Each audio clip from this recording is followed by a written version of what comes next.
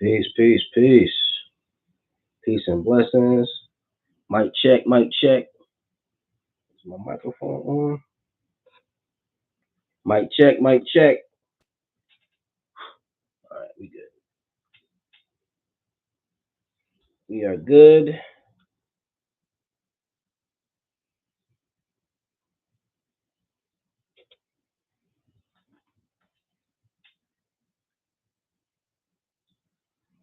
All right, peace, peace, peace. What's going on? Peace and blessings to everybody who's watching now, everybody who's going to be watching later on, everybody who's watching this when they drive to work tomorrow morning, everybody who's going to be watching this throughout the week. How y'all doing? Getting ready to hop on Insight Timer momentarily. Just bear with me. Hopefully, life is going well for everybody. Hopefully, y'all are rising above, moving forward, tracking your growth. Peace, my brother. What's going on? Good to see you. About to hop on Insight Timer momentarily.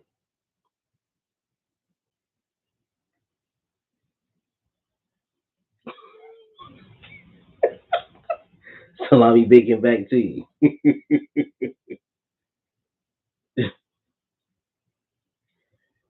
Oh, congratulations. My boy just hopped on the live stream on Instagram. Congratulations on the house, man. I just seen that. Congratulations, bro.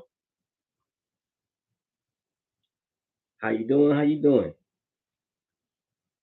About to hop on Insight Timer momentarily. Give me 1 second, y'all.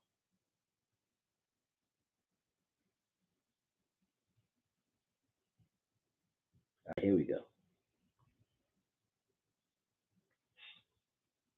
Peace and blessings. Insight Timer. How y'all doing? Here's some positive energy and some love. Oh, and haven't graduated. Okay. High school is over. She going to college? What's her plan? That's amazing. How you doing, Tiff?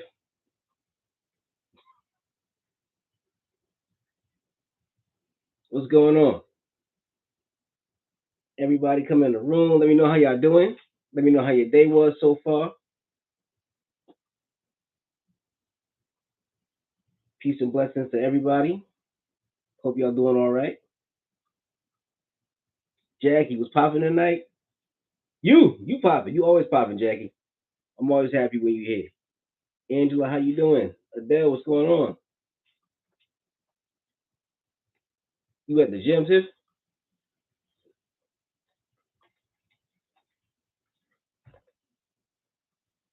All right, Tiff. Well, I'm glad you listening to me while you working out. Get some inspiration. And I'm glad everybody's here. I'm glad you guys are doing good. Your cat likes to meditate. I think cats do like meditation. I think they like, especially stuff with vibration. Anything with like the sound. I think cats really like that. Yeah, cats are super smart. See you in a few, Tiff.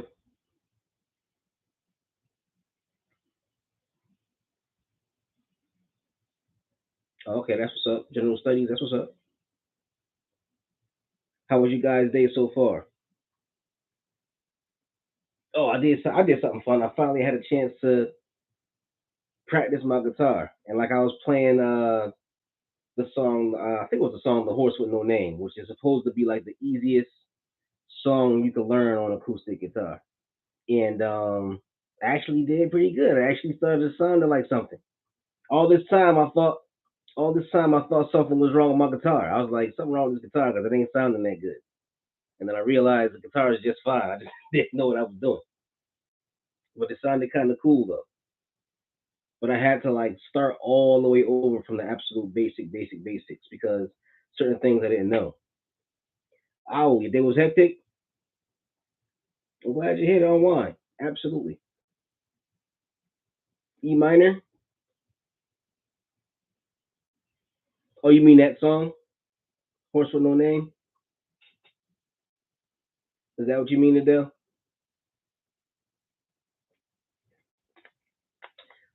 Okay. Yeah, I actually think you might. Yeah, yeah. You're right. Actually, I think at the beginning he did mention that. Yeah, you're right.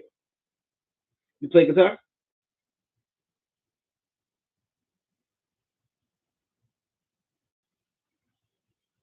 Play guitar and bass. Okay, awesome. Cool. I'm just learning. So yeah, if you got any tips, let me know. If you got any tips, let me know. And for those of y'all who haven't been here with us at night, usually we get started at around the 7 minute mark. Give everybody a chance to join us. So during the beginning, we just chit chat, check up on each other, make sure everything's cool, make sure everybody's doing all right. Hopefully, everybody has some has some good news, has some positivity. Hopefully, everybody's rising above. We're gonna have a good conversation tonight. And yeah, coming here and hanging out is always free of charge. But if you do decide to make a donation, I would it would be greatly appreciated. Donations are going to. I'm trying to find a workspace. Trying to find a space where I can start teaching meditation classes in person again. I've been looking around a couple of places in my area, a couple of like real small storefronts, nothing fancy, but I'm looking to get something like that. So if you can make a donation to that, it'll be appreciated. And if you just came just to enjoy the warm energy and the positivity, that's cool too. How long you been playing, Adele?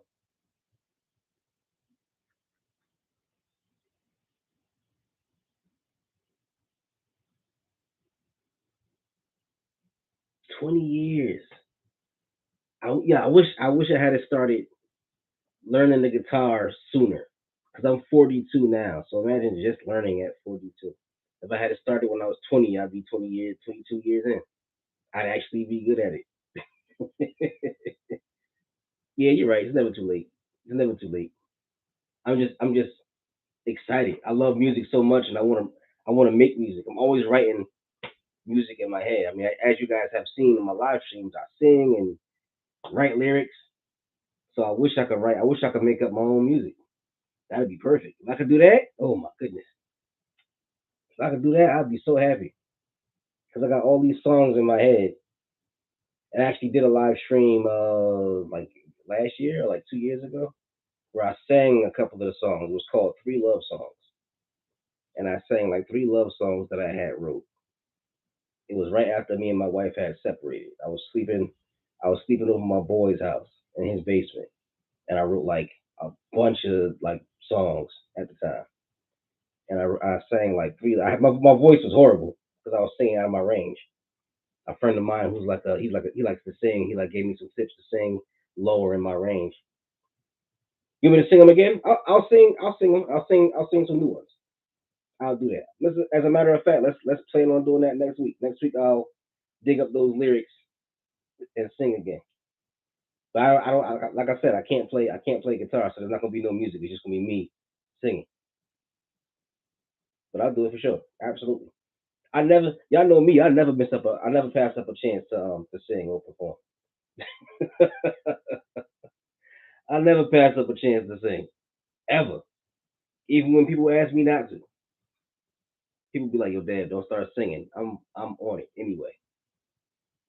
Yeah, you're right. It's the soul that matters. Absolutely, I agree, and I got a lot of soul, but it's gonna be fun. So we're gonna get started right about now. We're 7 minutes in. Seven is a sacred number. Seven means divinity. Seven means God. So I always like to begin on a sacred number. Let you know the energy of God is in the room. Let you know the energy of positivity is always around. And yeah, let's begin. So what are we talking about tonight? Tonight we're talking about the neuroscience of change. What made me bring this up? Because I am chubby. I am a chubby middle-aged man, and I want to lose weight. And I used to really enjoy working out, especially weight training. Was never a big fan of cardio. Used to love to hit the gym. Me and a friend of mine who's watching, we used to call ourselves Monster Mash. We used to go to the gym and hit the weights, get big, get swole real quick. It was very enjoyable. But as I get older, I kind of got out of that habit. I got out of the habit of working out because I was, over the last couple of years, I was working so much and wasn't sleeping a whole lot. So I kind of like fell off of working out. And I'm trying to get back to that place where I was before, where working out was a habit. it was so much of a habit that if I didn't go to the gym, it felt weird. And I want to get back into that, but I'm trying to figure out what's the fastest, most efficient way to change my present cheeks. Jackie, what's going on? Yeah, we're trying to figure out the fastest and most efficient way so that we can change how we think, or I can change how I think, so I can get back into the gym and enjoy it more, and also just just develop other more positive habits. You know, and then I started thinking about it, and I realized that everything that's happening in the mind has a neurochemical, neurostructural basis to it, and I want to figure out how I can tap into that to kind of hack changing. And I know that change is not something that necessarily we can do quickly, but it is something we can do efficiently. You might not be able to do it fast, but you might be able to do it faster. You might not be able to just switch and flip instantaneously, but there are ways where you can do it and adapt and achieve your goals in a way that takes a lot less energy. So I wanted to start studying how the brain works and how the mind works in regard to changing. So I started doing a little bit of studying and research, and came across some information I think you guys would like, and it might actually help some of you guys who may be struggling with trying to change, or you might feel stuck. You might feel like you hit a rut. You might feel like you're trying to change, but somehow things aren't changing the way you want. So yeah, let's talk about it a little bit. First thing you got to understand is your body uses a tremendous amount of energy, particularly your brain. Now, I've had, well, in my younger days, I've woken up after only maybe 2, 3 hours of sleep, hit the gym early in the morning. I used to work out every morning for an hour or two, take a shower, go to work for 8 hours or longer, get off work, take another shower, write, stay up all night till 3 or 4 in the morning, writing and coming up with ideas, cleaning my house, all of that stuff, and then go back to sleep, pick it up, and do it again. Body uses a tremendous amount of energy, and I still wouldn't feel exhausted. I was still young. I had the vibrancy of youth, right? However, I noticed that when I went to college, I would sit and I would do 10-page papers. And afterward, I would feel exhausted, way more tired than when I worked out. I realized that your body uses a lot of energy, particularly your brain, because your brain has to keep you alive. So your brain keeps your body breathing in and out all day. Your brain keeps the heart pumping. The brain keeps the blood moving. The brain is always working because the minute your brain stops, the heart stops, the breathing stops, lungs stop, blood stops, everything comes to a screeching halt. So your brain uses a tremendous amount of energy. So your body wants to be efficient. So your body figures out all these little tricks and these little hacks so that you can conserve energy. What's one way it conserves energy? Well, it conserves energy by using parts of the brain that use less energy. Now, the part of your brain that uses what they call working memory, which is learning and absorbing information. That's the part of the brain called the prefrontal cortex. Prefrontal cortex is the part of the brain that's in charge of working memory. It's in charge of logic, reasoning, and it's kind of a filter for information you need versus information that you don't need, right? So the prefrontal cortex has a big job, and it works really, really hard, especially when you're introduced to new information that has to filter out information that you might need, information that might help you achieve your goals versus information that you don't need, and information that sounds logical, reasonable, information that sounds crazy. It has to filter and separate all of that, right? So the prefrontal cortex works very, very hard, and guess what? It burns a lot of energy, right? However, the part of your brain that uses way less energy is a part of your brain called the basal ganglia. Sounds weird. Sounds nasty. Basal ganglia. That sounds like, I don't know. Just it sounds nasty. But the basal ganglia is a part of your brain where it engages in activities that you do repeatedly. Now, the first couple of times you're learning things, you're going to be using the prefrontal cortex a lot. I was just telling you guys I'm learning guitar. So I'm sitting there and I'm literally thinking about everything that I'm doing. My prefrontal cortex is working. That's probably why I was so exhausted. I was sitting out, I was exhausted earlier today and couldn't figure out why. I just figured out why. Because I was on the guitar for like an hour straight, and my brain uses a lot of energy in the prefrontal cortex as I'm using my working memory to try to figure out how to play this beautiful instrument that confounds me, which is the guitar, right? However, when you do something over and over and over again, through repetition, it gets embedded in a part of your brain called the basal ganglia, And that's for all the stuff that you do on autopilot. Whether it's driving to work, sometimes when you drive to work, you take that route every day so much that you're just kind of on autopilot. When you have a particular job, you have a particular job, you do the same thing day in, day out, you do it on autopilot. So you'll be thinking about what you're going to have for dinner, you're thinking about what you're going to buy for Valentine's Day, you're thinking about what you're going to do for your birthday, you're making plans. I used to have a job at Hartford Hospital where I would literally do my job and write songs in my head because I was on autopilot. The basal ganglia took over. And the basal ganglia uses very, very, very little energy, considerably less energy, and burns less calories than the prefrontal cortex. So the brain is going to always try to get the basal ganglia involved. So if it's something you've been doing for 20 years, your brain network is actually programmed to engage in that particular behavior. And when it's time to change it, it's hard because it's embedded in the part of the brain that's the easiest part for the body to use. That part of the brain doesn't use a lot of energy. So your body is trying to shove everything right through the basal ganglia. And so when it's time for hold on, it's something new that I have to do. I have to change what I normally do and change how I normally operate and do something new. And your brain is like, nah. Your brain is like, nah, we ain't doing that, partner. That's too much work, bro. We not doing all of that. We not changing. And that's what they call cognitive inertia. Cognitive inertia is essentially just that. It's inertia. It's like imagine your brain is on a particular path, right? It's not going to move from that path without a tremendous amount of effort. So your thoughts are on a particular path, and your brain is riding a particular circuit. And if you want to switch from one path or one circuit to another, that takes a lot of work.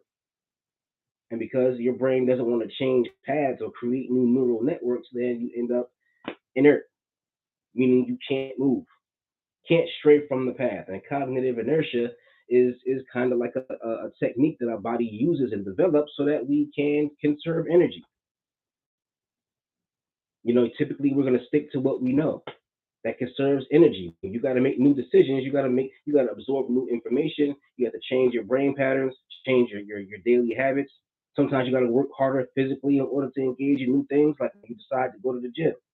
And your brain is saying, you know what, that takes way too much work. So let's stick to where we are. That's cognitive inertia. And believe it or not, the reason why it's so hard to get past that cognitive inertia is not because something's wrong with you.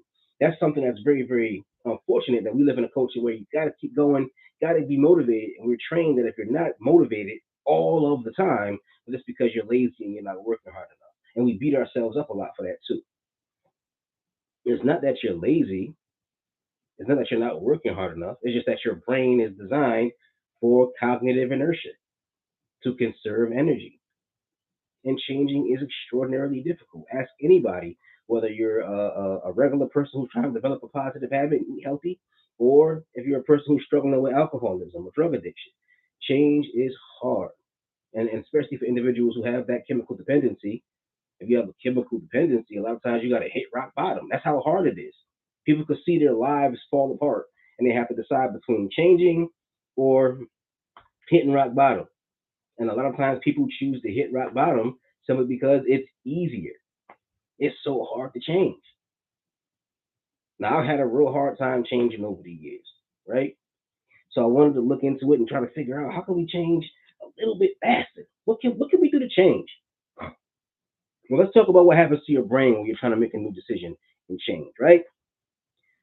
What happens to your brain is that when you get information and it's on repeat, it gets embedded in the basal ganglia. How can you change that? Well, you change your mind quickly. The longer you do a habit, the deeper it gets embedded in your basal ganglia. So when you say to yourself, man, I gotta start working out, get up and start working out. Don't even wait. Don't even hesitate. The faster you change your mind and put it into action, the faster your brain starts to make those changes so that you can develop new habits and break old ones. But you ever have a desire, I'm gonna start working out, I'm gonna go to the gym, then you put it off, then you put it off again, then you put it off again. Your brain is taking all of these instances where you put it off, and all these instances where you chose to stay home, all the instances where you chose to eat cheese fries and watch Seinfeld. Your brain it makes the negative habit you're trying to break harder to break because it's getting deeper and deeper and deeper into your brain patterns. It's hard to break it because we keep putting it off. And anything you do repeatedly, your brain is going to absorb it and try to keep that pattern. So what's happening is the longer you put off making these decisions and making these changes, the harder it is to break the habit. So when you make the decision, like that's one thing I had to learn. When I said I want to learn guitar, I bought a guitar like the next day. And usually I'm one of those individuals. I used to be one of those individuals where I'm like, I want to learn guitar. I'm not sure. Should I look for the right guitar? Maybe I should ask for some advice. I have a friend who plays guitar. Maybe I just say, let me just buy a guitar. And the guitar I got is not even a really expensive guitar. And there's a part of my brain that's like, I want a better guitar. I should save up get a better guitar and then start learning. And I'm like, nope, let's just do it. That's why over the years I kind of developed the attitude where I'm like, all right, come on, let's go. Whatever somebody says to me, come on, let's go. One of my friends calls me and says, yeah, let's do an album. Okay, let's do an album real quick. I want to do a movie. Okay, let's do a movie. Come on, let's go. That's my attitude now. I've been stuck in cognitive inertia and sat around for years just plotting and planning on doing great things. And I said, you know what? Let me just go for it. When I started my business, I said, you know what? Come on, let's just go. I'm gonna do it right now. Ain't no point in sticking around trying to decide whether or not you want to do it. If you want to do it, let's go. And the faster you hop on that, the sooner you can make the changes to become the person you want to become to achieve these goals. So stop putting it off. Change your mind quickly, and soon as you change your mind, put it into action. Because there's something where if you really want to learn something and understand it, you got to put it into practice. And what you do actually changes your brain. It's really hard to change certain habits, but when you start to engage in certain activities, it changes your brain. If you get off work every single day and you sit in front of the TV, that changes your brain.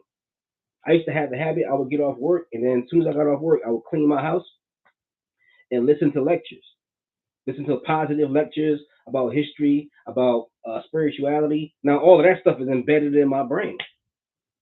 That's why sometimes when I'm talking to you guys, I'm just surprised at all the references I'm making, and all these things are coming together because I spent so many years washing dishes and cleaning the house and watching my son with lectures playing in the background.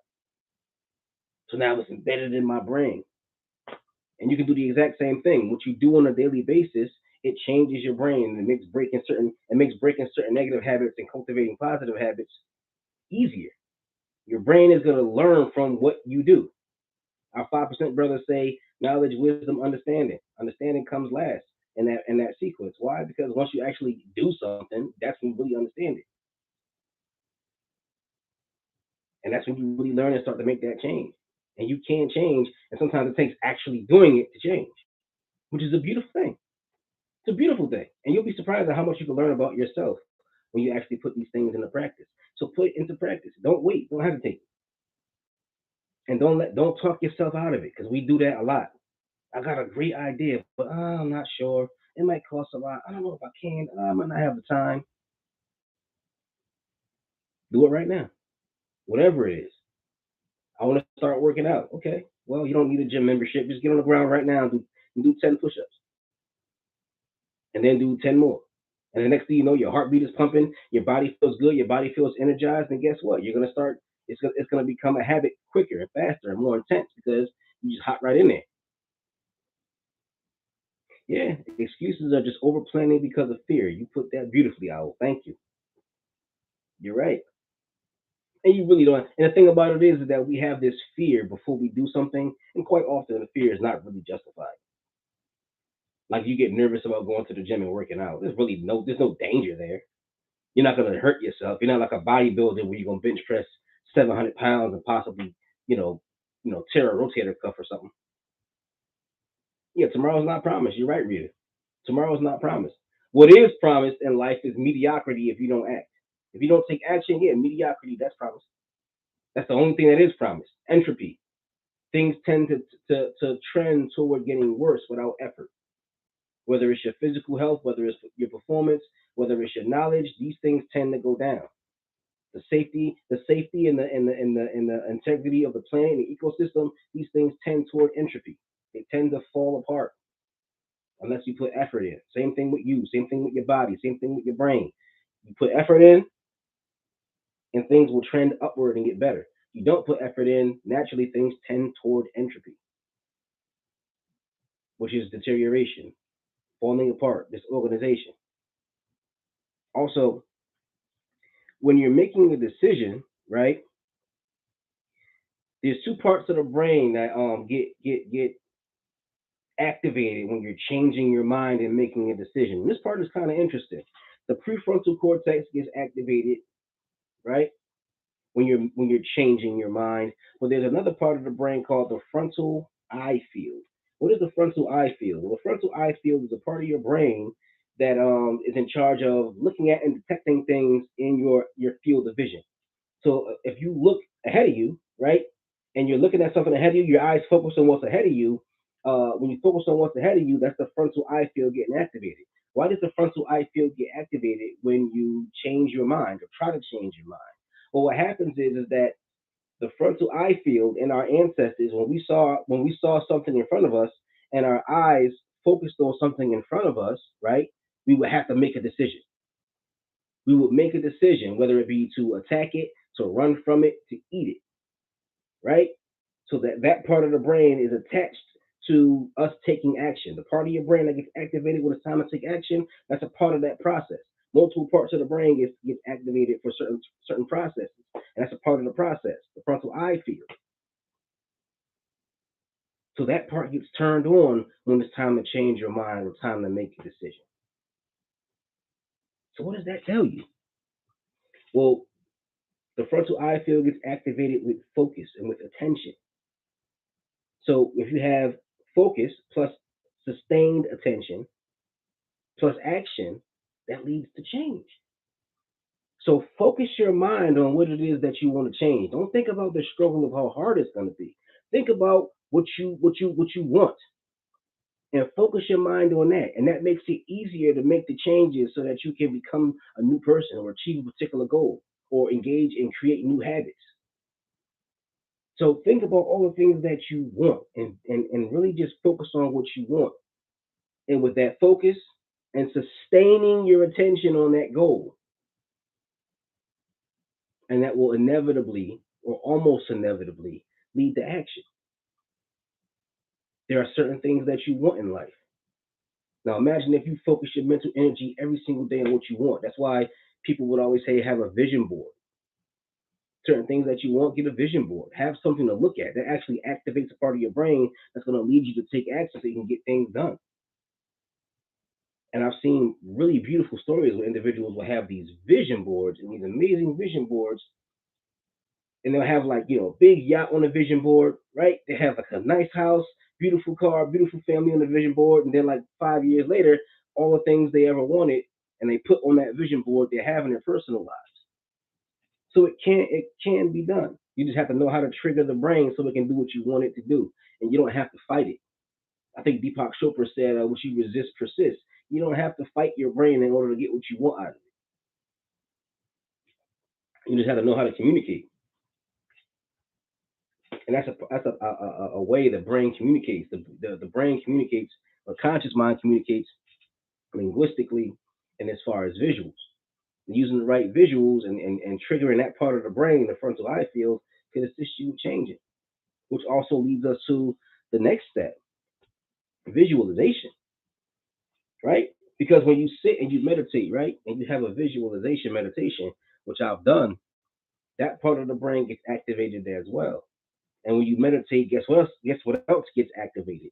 You get a rush of dopamine when you meditate, and the dopamine kind of heightens the visualization experience. I don't know if you guys ever had this. I've had meditation experiences where I saw all kinds of stuff. I tell a story all the time about how one day I was listening to some Indian music, and I'm laying on the bed, and there's a window over here. I'm on the bed right here, and I'm meditating, listening to Indian music, and the dopamine kicks in, and all of a sudden, floating over my head, I see Lord Krishna. Believe it or not, I see a little blue dude floating over me, spinning around. Like his body wasn't like this. His body was like this, floating over me, and I could see his legs and his arms as he's spinning around. Couldn't see his face, but I could see his body. And then I saw his hand reach out. He grabbed a beam of sunlight from the window next to me and stabbed me in the forehead with it. My body starts shaking. It was intense.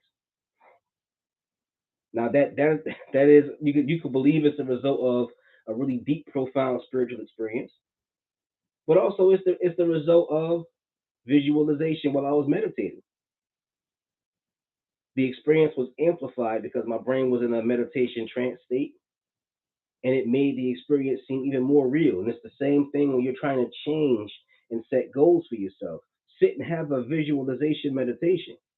And with a visualization meditation, you go into that meditation state from meditating for 15 minutes, 20 minutes, half hour, and it gets really deep and really intense. And you can see these things in front of you. That definitely is going to alter your brain. Meditation is important because it alters the brain. That's why I've been telling y'all for years you can overcome depression and anxiety through meditation. I tell you guys my story all the time about how I used to have panic attacks and went through deep depression, started meditating every single day and overcame. No medication. And I'm not saying if you have a therapist that you're seeing, the therapist puts you on medication. I'm not saying just stop taking the medication. Have a conversation with your therapist. But the whole point of meditation is to actually alter your brain structure and alter your brain chemistry. So when you sit and you meditate and you want to change a habit, visualize it.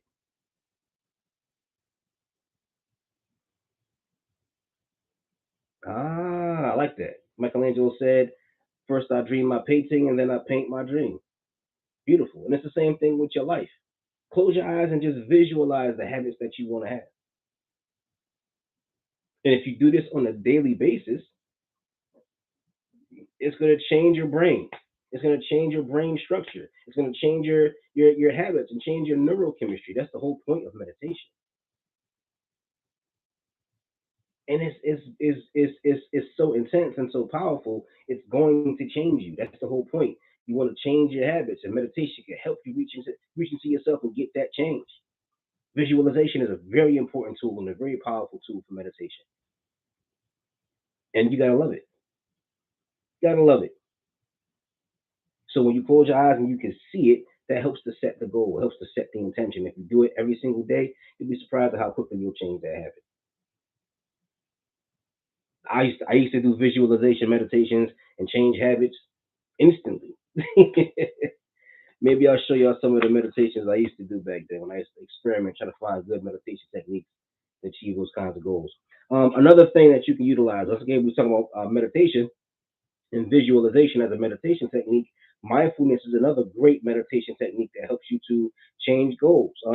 Why? Because it involves volitional orienting of attention, meaning that you have to, like for instance, when you're just sitting here, right? And if something moves over here, my attention is going to go over here. Something moves over here, my attention is going to go over here. But with mindfulness, I'm controlling where my attention is going. I'm in control of where my mind is focusing. So mindfulness meditation actually heightens your capacity to control your attention through will, and your attention is not going to go where you don't want it to go. Quite often, what happens to you when you say I'm on a diet? Oh my God! Whenever you say I'm on a diet, thing always happens to me. Whenever I say, you know what, I'm gonna stop eating meat for a little while, and then as soon as I go to the store, my attention, they always come up with some kind of new hot wings when I stop eating meat.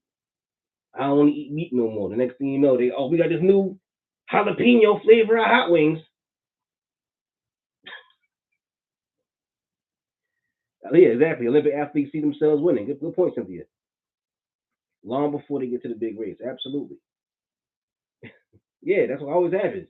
Whenever I say I'm not gonna eat meat no more, or back when I used to drink, I used to be like, I ain't drinking no more. I'm gonna take like a couple of months off. The next thing you know, we have a new brand of Guinness, new brand of Jack Daniels. Give it a shot. Like, don't mind if I do. I may as well give it a shot. Boom. You know? But I didn't have no control over where my attention was going.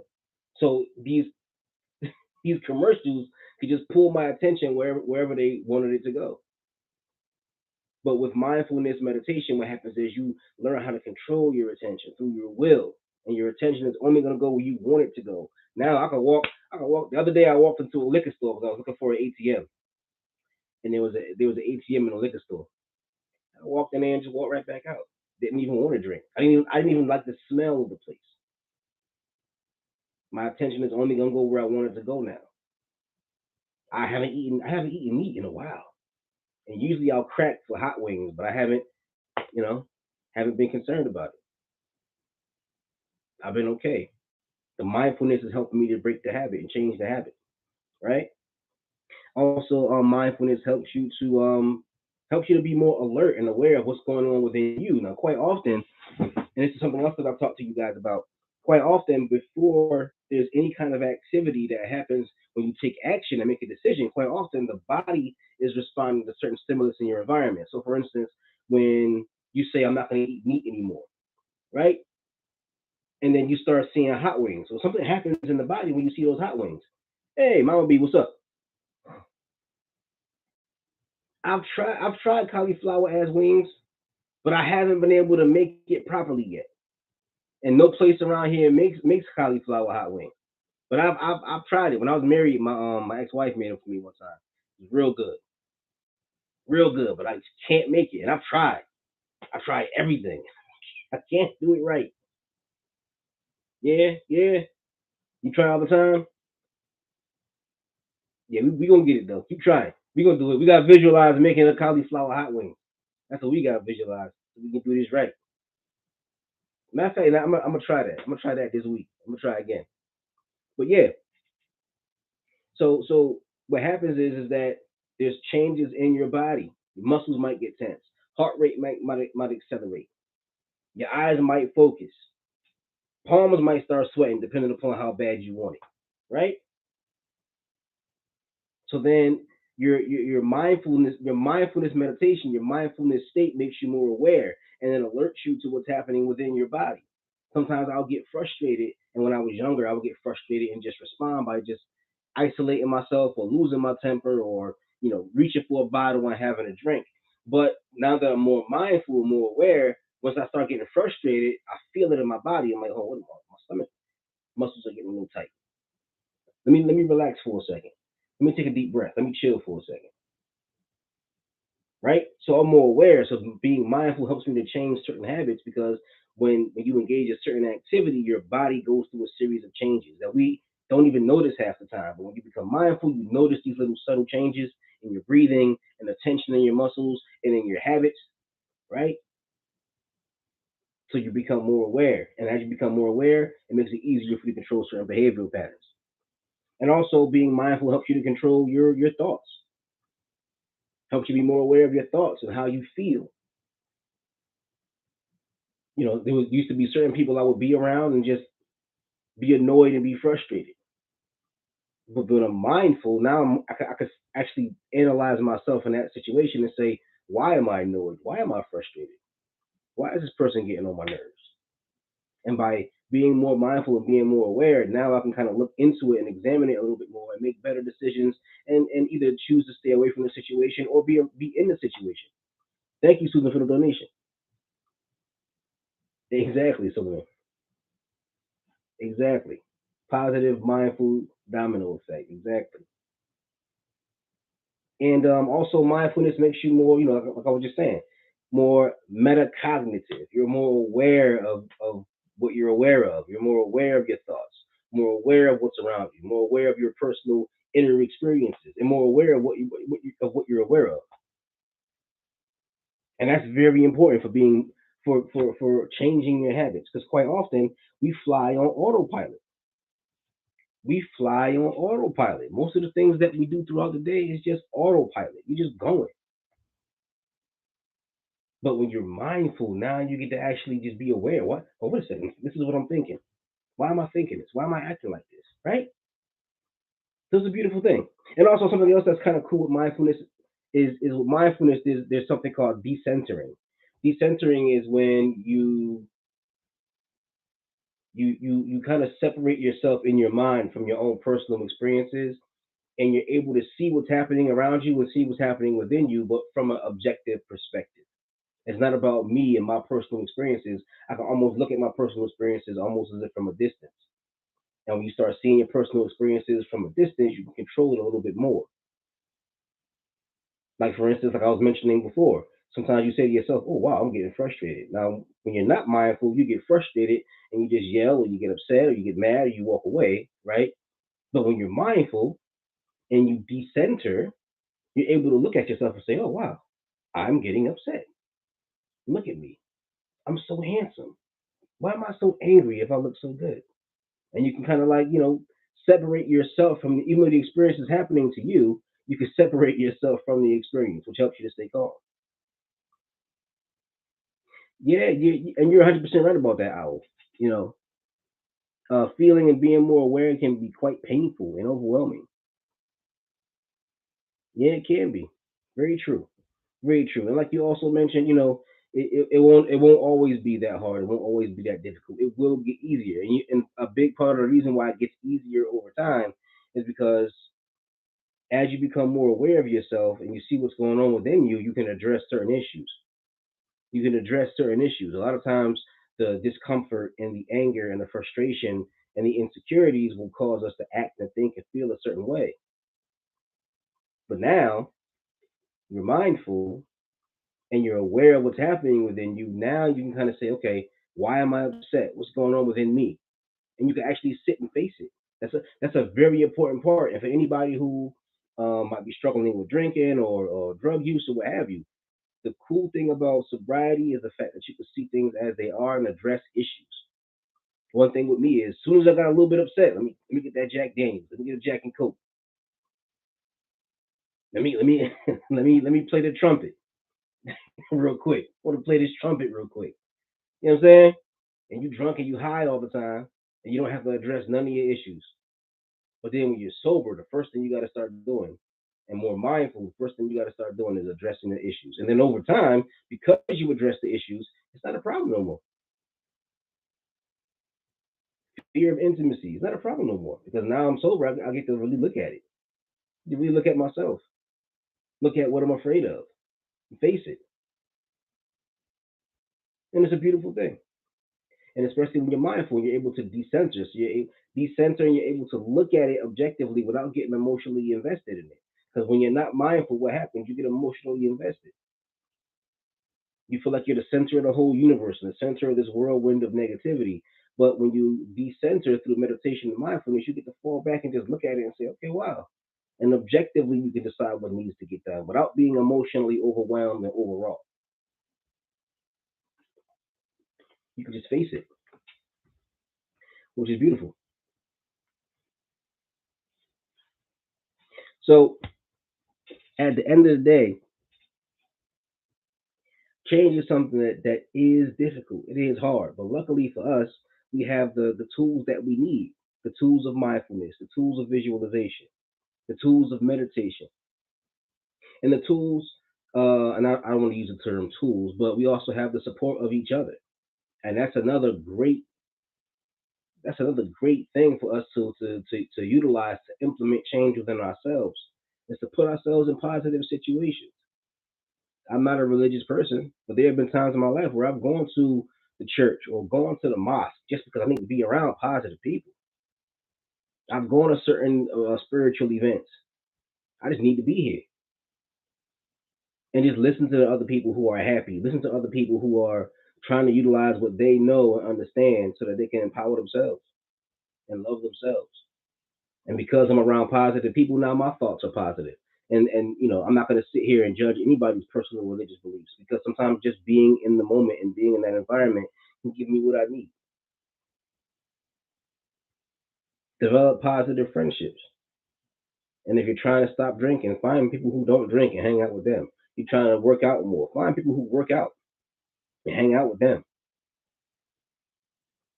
You're trying to become more successful in the business world. Okay, study individuals who are successful, and if you can, spend time around them.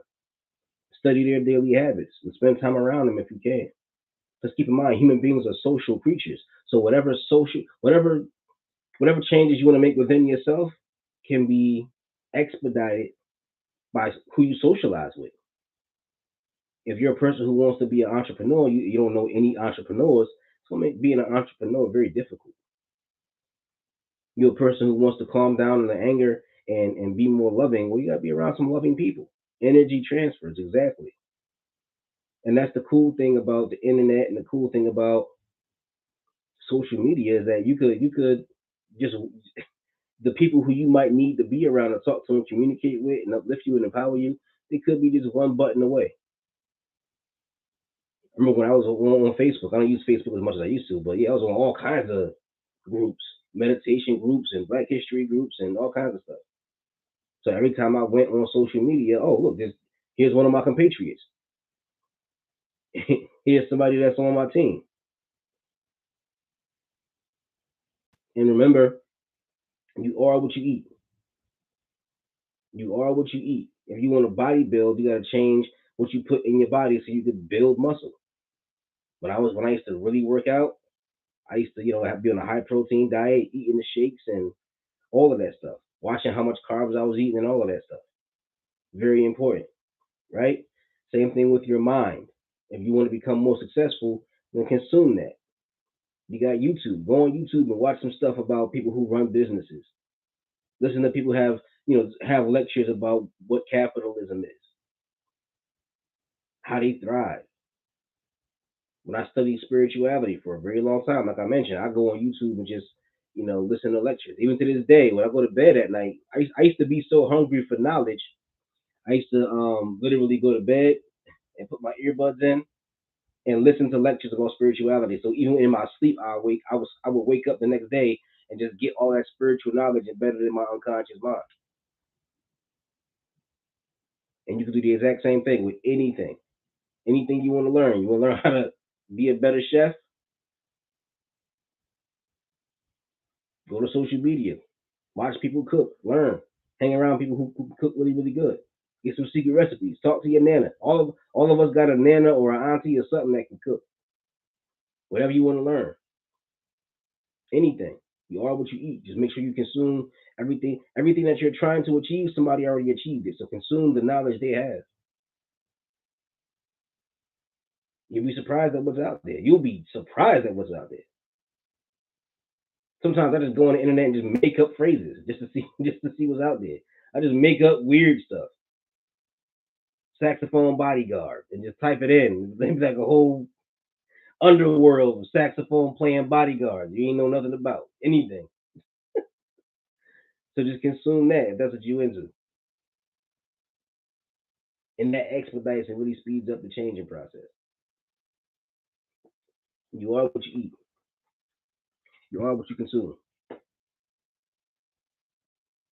And also get a mentor too. I had a friend of mine, I grew up with him. My one of my best friends, like my brother, my boy Ant, we grew up together. And Ant had a younger brother named Donnie. And Donnie, years ago, was a little skinny kid. I remember he started working out. And he was so frail, he used to bench press, but he used to bench press just the bar. And we used to laugh, like, oh man, you weak, only bench press the bar, you weak. Man, like 6, 7 years later, this dude, a big, huge bodybuilder. And I had to go to him and ask him for tips. Like, yo, Donnie, how can I get my abs to stick out? So for a little while, when I was hitting the gym like regularly, he was like my mentor. He was really like my mentor. So if you're trying to do something, get a mentor, man. That helps. But yeah, we covered a lot of information in a short period of time. That was fun. That was cool. And I'm definitely gonna be using some of these tactics myself, doing more visualization meditations. Um, I did upload a new meditation to my page, and I just found the app on my computer. I got an app on my computer now where I can actually record stuff. I got a good microphone here. I got an app on my computer where I can actually record stuff here. So I'm gonna be trying to upload more meditations to my page. So have a listen, check that out. Um, yeah, also check out my author's bio. There's a link there. If you want to find out more about me, you can click on that link. Also, yeah, like I said, I'm gonna be trying to get a workspace sometime soon. So if you later on you want to make a donation, that'd be absolutely excellent. I really appreciate that. Um, and yeah, I'll be back here next week. And upon request, next week I think I'll be singing. Yeah, I think I might be singing some of my love songs that I wrote. I might have to pull some of those out. Now, if I can find somebody who plays guitar, that'll be even cooler. But I don't know. But yeah, if I don't find somebody who plays guitar, then I'll just come back here next week and just sing some of the songs that I wrote for you guys to enjoy. And if you guys have any more suggestions, like hey, you should do a live stream about whatever, feel free. Next live stream, feel free to throw up some suggestions. And peace and love, peace and blessings to all of y'all. Thank y'all so much for stopping by. Stay positive. That's right. Visualize. That's right. I like that. I like that, Cynthia. And thank you once again for the donation. I'm gonna see y'all next week. Peace and blessings. I love y'all to death, love y'all to life. Take care of yourselves, and we'll see you next week. All right, Jennifer. Thank you very much. You're inspirational. All right, Al, you have a good one. You have a good one. Peace and blessings.